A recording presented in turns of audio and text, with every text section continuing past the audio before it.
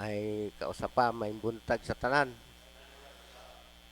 Ang atong ibanghilyo mga igsoon nagahisgot kini sa adlawng ipagpahulay. So ang mga parasiyo mao gini ang pinaka kontra ni Ginoong Hesukristo bisan sa iyang pagsugod sa iyang ministry. Mao kini sila mga tawhana nga si Ginoong Hesukristo ang ilang gibantayan bisag gamay nga mga butang nga gihimo ni Ginoong Hesukristo ila gining pag murag ilang himuon nga para sila makakita og sala nga gihimo ni Ginoong Hesukristo. Apan si Ginoong Hesukristo maayo kay motubag niini. Ang atong ibanghilyo mga igsoon sa Mateo kapitulo 12 bersikulo 1 ngadto sa 2 nagaingon diri nga sa usa niya na adlawng ipagpahulay naglakaw si Jesus ug ang iyang mga tinun-an latas sa kaumahan sa trigo. Gigutom ang iyang mga tinun-an, busa nangutlo sila sa mga uhay sa trigo aron ilang kanon. Sa pagkakita niini sa mga parasiyo, miingon sila kang Hesus, tan-awa ra, dili ba supak man sa atong balaod ang gihimo sa imong mga tinun-an niining adlawng ipagpahulay? Mga igsoon, ang mga tinun-an nangutlo lang sa uhay sa trigo. Innan na nila nga supak sa atong balaod. Kung mao kana mga igsoon sa atong panahon karon, daghan kayo ang nakasupak sa balaod kay sa adlaw ipagpahulay ang uban na narbaho, ang uban naglaba, kini nangutlo lang. Pila ra pagpangutlo sa uhay sa trigo unya gikaon, supak na sa atong balaod, sa ilang balaod sa unang panahon. So, kung mao kana mga igsoon, daghan kung padayon pa ni nga balaod, pero magpasalamat tagi sa atong Ginoong Hesukristo kay nianhi sa kalibutan aron wala niya isalikway ang balaod kundili nianhi siya aron kahatagag kahulugan ang mga balaod. Wala niya isalikway kundili gitagaan niya kahulugan.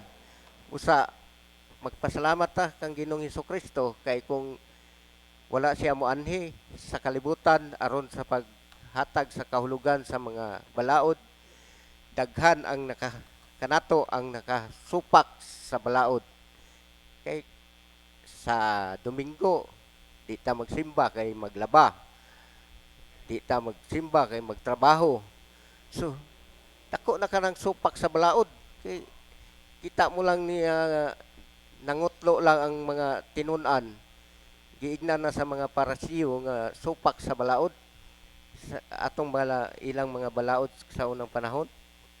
Sa mga igsoon, dako tag pasalamat kay si Ginoong Hesukristo nianhi sa kalibutan aron ang tanan nga nahisulat sa balaod iyang kahatagag kahulugan.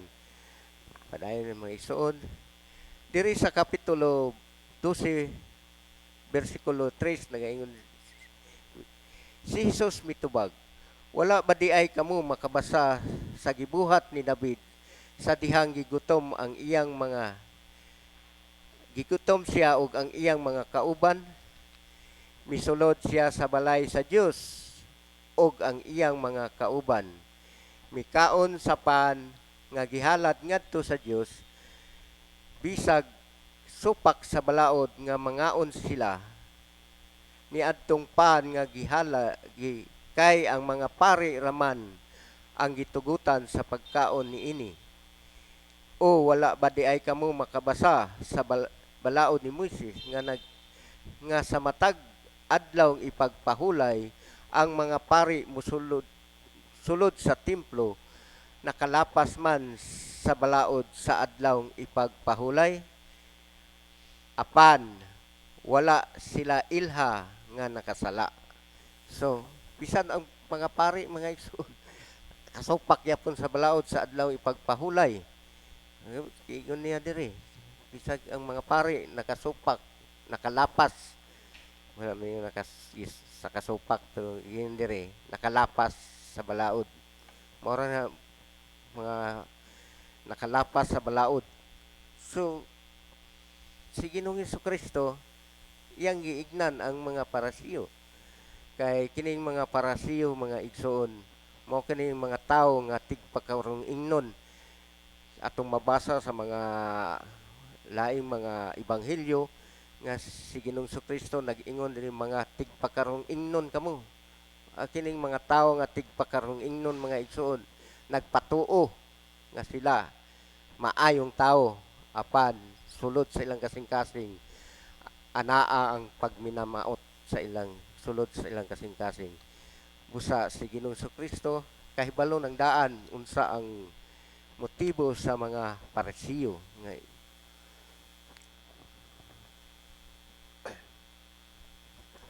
sa kapitulo 12 bersikulo 8, mga igsoon,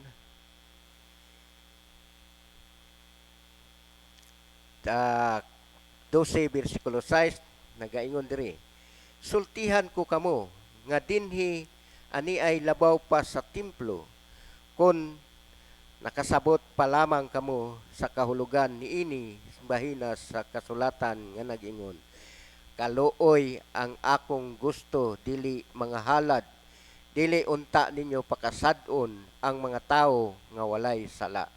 Mao ni mga parasiyo, mga igsoon, nga anaan nila ang tigpakarong ingnon o tigbutang-butang kay di ninyo pakasad-on ang mga tawo nga walay sala. So mga igsoon, ani at ang mga parasiyo mo ginigi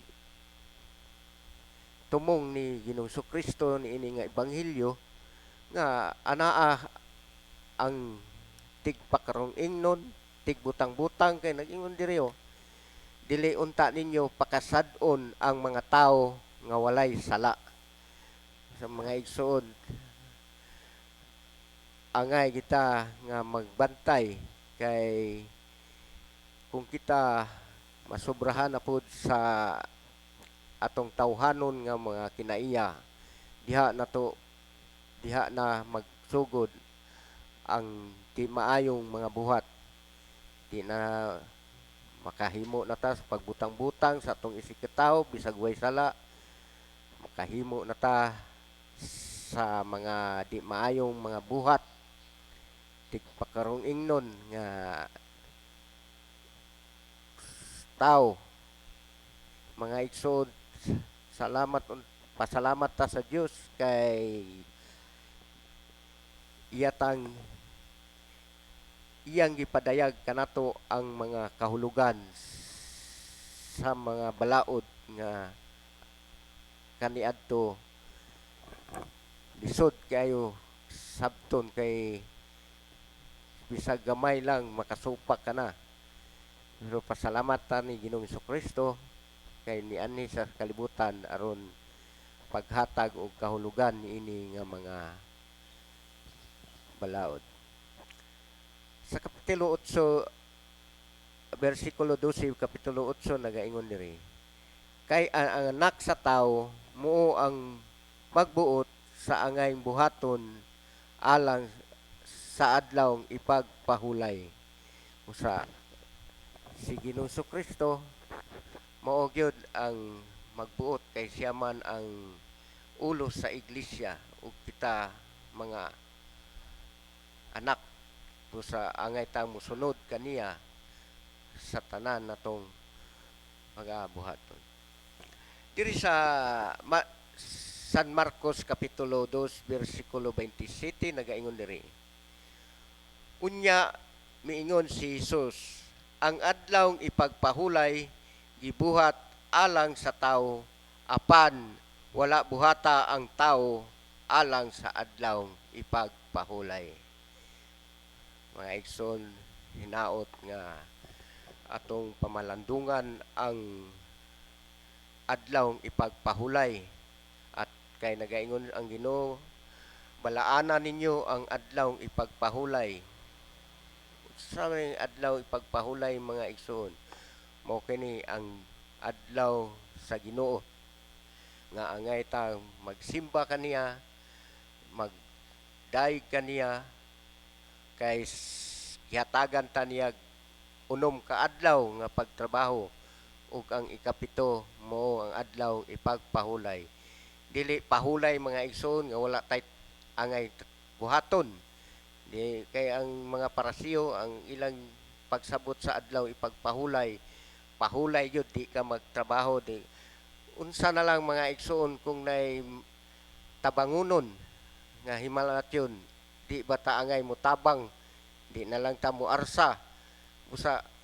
Kinahanglan yun nato nga ang adlaw ipagpahulay dili nato kanang kuan nga pahulay ko, di ko mulakaw, dira ko sa balay matulog, dili mao mga igsoon. Ang adlaw ipagpahulay mao kana ang adlaw nga angay natong itabang sa atong isig ka tawo, kay ningon diri ang sa ato ebanghelyo nga kaluoy ang akong gusto, dili mga halad.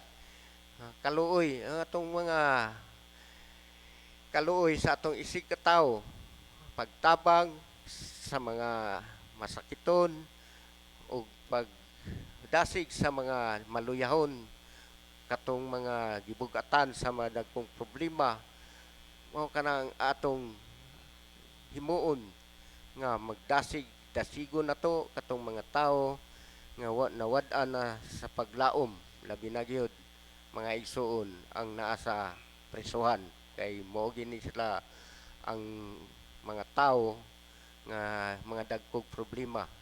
Ang uban mag-suicide na lang, magtikog kay tungod sa problema. Naghinahanglan na sila mga igsoon og mga pagdasig